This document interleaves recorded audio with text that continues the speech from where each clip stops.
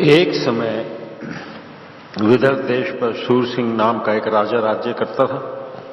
उसकी एक लड़की थी जिसका नाम कनकप्रभा था। जब वह सयानी हो गई तो राजा ने उसका ब्याह कर देना चाहा, लेकिन उसने कहा जो हेमद्वीप जाकर वहां की खबरें मुझे लाकर सुनाएगा मैं उसी से ब्याह करूंगी, यह मेरा प्रण है।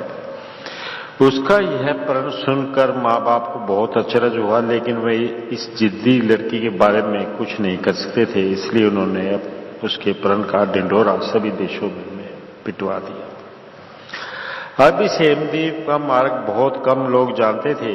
वहां जाकर सही सलामत लौट आना तो लगभग नामुमकिन ही था, इसलिए बहुत दिनों तक उस राजकुमारी से कोई विवाह करने नहीं आया। लेकिन कुछ दिन बाद विष्णुवर्धन नामक एक राजकुमार ने राजा के पास आकर कहा, मैं देश विदेश घूमकर आ रहा हूं, मैंने हेमद्वीप भी देखा है। तब राजा ने राजकुमारी से उसकी मुलाकात करा दी। राजकुमारी ने उससे हेमद्वीप के बारे में कुछ सवाल पूछे, लेकिन वह राजकुमार उन सवालों का जवाब नहीं दे सका। उसने लज्जा से सिर नीचे झुका लिया, क्योंकि वास्तव में उसने हेमद्वीप देखा ही नहीं था। जब राजा ने क्रोधित होकर उसे अपने दरबार से निकाल दिया, इस तरह अपमानित होकर राजकुमार ने मन में निश्चय कर लिया कि चाहे जैसा भी हो हेमद्वीप की यात्रा करनी ही चाहिए। इसलिए वह अनेकों घने जंगल पार कर समुद्र के किनारे पहुंचा और वहां एक जहाज पर चढ़कर रवाना हुआ। लेकिन ना जाने वह किस दुमुहूर्त में चला गया था कि राह में ही एक बड़ा भारी तूफान उठा और जहाज डूब गया।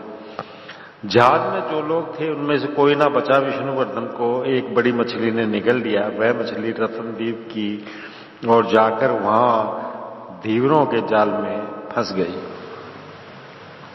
उस मछली को धीवरों ने ले जाकर उस राजा सत्यव्रत की भेंट की।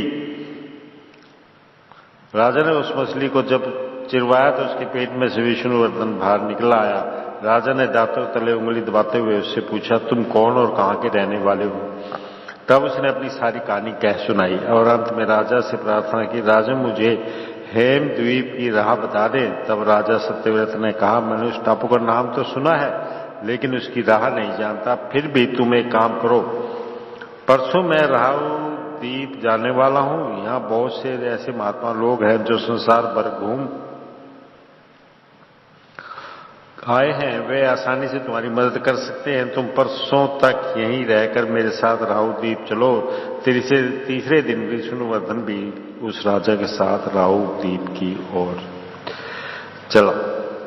लेकिन बीच में जाते ही फिर एक तूफान उठा और जहाज एक भवन में फंसकर टुकड़े टुकड़े होकर डूब गया। जहाज का एक लंबा तख्ता विष्णुवर्धन के हाथ लग गया, जिसकी सहायता से वो किनारे पहुंचा, लेकिन सत्यव्रत उसी भवन में डूब गया। अब राजकुमार विष्णुवर्धन बहुत ही दुखी होकर किनारे पर एक पेड़ की छांव में बैठ गया। इतने में बहुत से पंछियों का एक झुंड आकर उसी पेड़ के इर्द गिर्द उतरा। राजकुमार को चिड़ियों की भाषा मालूम थी, इसलिए उन पंछियों की बातचीत से उसे मालूम हो गया कि वे हेमद्वीप की ओर से ही जा रहे हैं। तुरंत उसने एक बड़े पंछी से विनती की, मुझे भी अपने साथ हेमद्वीप ले चलो। तब उस पंछी ने उस पर तरस खाकर उसे अपनी पीठ पर चढ़ा लिया और हेमद्वीप के एक बगीचे में ले जाकर उसे उतार दिया। वह बगीचा उस द्वीप की रानी का था। थोड़ी देर में दासियों ने उसे देख लिया और अपनी रानी के सामने ले जाकर खड़ा किया। उस रानी का नाम कनक रेखा था। उसने बहुत ही चकित होकर उससे पूछा, तुम कौन हो और इस दुर्गम द्वीप में कैसे आप पहुंचे हो? तब विष्णुवर्धन ने अपनी सारी कहानी सुनाई। उसकी बातें सुनकर रानी कनक रेखा ने भी अपना सारा हाल उसे सुना दिया। उसने कहा, हम 3 बहनें थी। एक दिन मेरी दोनों बहनें एक सरोवर में किलोले कर रही थी कि उनकी छिटकाई पानी की बूंदें किनारे बैठकर तप करने वाले एक महात्मा पर पड़ी। तुरंत उन्होंने गुस्सा होकर शाप दिया कि तुम दोनों पृथ्वी पर जाकर मनुष्य रूप में जन्म लो। उस शाप के कारण मेरी दोनों बहनें मुझसे बिछड़ गई। वे पृथ्वी पर जाकर पैदा हुई और मैं अकेली यहाँ रह गई। विष्णुवर्धन वहां रहते रहते रानी से प्रेम करने लगा। रानी ने भी उसे ब्याह करना मंजूर कर लिया, लेकिन उसने कहा, इसके लिए मुझे अपने पिता से पूछना होगा। मैं 3 दिन में उनके पास जाकर लौट आऊंगी। तब तक तुम मेरे इस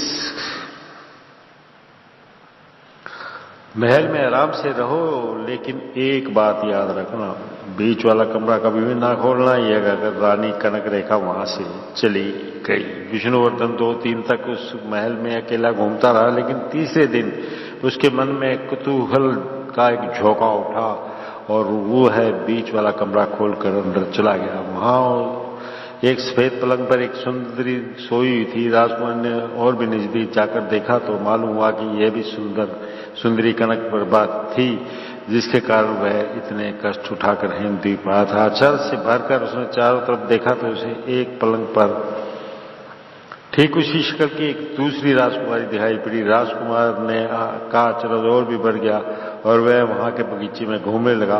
उस बगीचे के बीचों बीच एक सुंदर सरोवर था। उस सरोवर के किनारे पर एक बढ़िया घोड़ा कसा हुआ खड़ा था। राजकुमार उसके पास पहुंचा और उस पर चढ़ने की कोशिश करने लगा,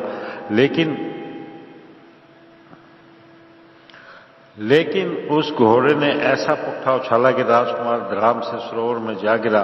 पानी के तले में जाकर राजकुमार फिर ऊपर आया। ऊपर आकर उसने देखा कि ना वह सरोवर ना महल, बगीचे का कहीं नामो निशान भी नहीं था। वह विदर्भ देश की मिट्टी पर खड़ा था।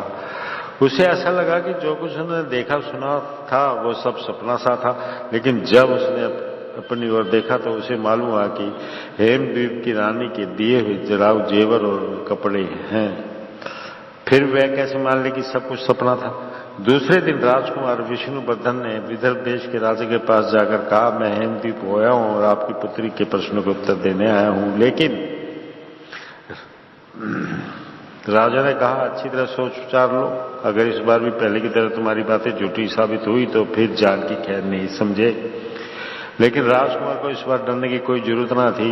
जब राजकुमार ने कनक प्रभात से हेमद्वीप का आंखों देखा वर्णन किया तो उसने प्रश्नों को कहा, हे राजकुमार, तुम्हारी जुबानी अपने पूर्वजों का हाल सुनते ही मेरा शाप छूट गया, इसलिए अब मैं अपने हेमद्वीप को लौट जाती हूं। अगर तुम मुझसे विवाह करने चाहते हो तो हेमद्वीप आ जाओ।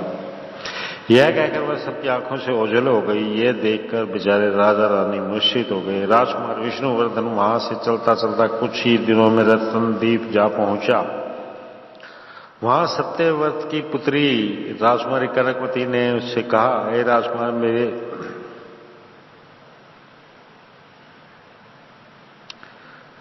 मेरे स्वर्गीय पिताजी की इच्छा है कि मैं तुमसे विवाह करूं, इसलिए मैं इतने दिनों से तुम्हारी राह देख रही थी। आगे तुम्हारी जो इच्छा। तब राजकुमार ने उससे विवाह कर लिया।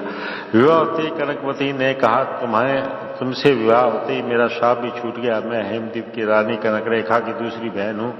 चलो अब हम भी हेमद्वीप चले। तब वे दोनों एक विमान पर चढ़कर हेमद्वीप की ओर उड़ चले। वहां जाकर विष्णुवर्धन ने अपनी प्रतीक्षा में बैठी हुई कनक रेखा और कनक प्रभा से भी विवाह कर लिया। इस प्रकार अपनी तीनों रानियों के साथ वह सुखपूर्वक समय बिताने लगा।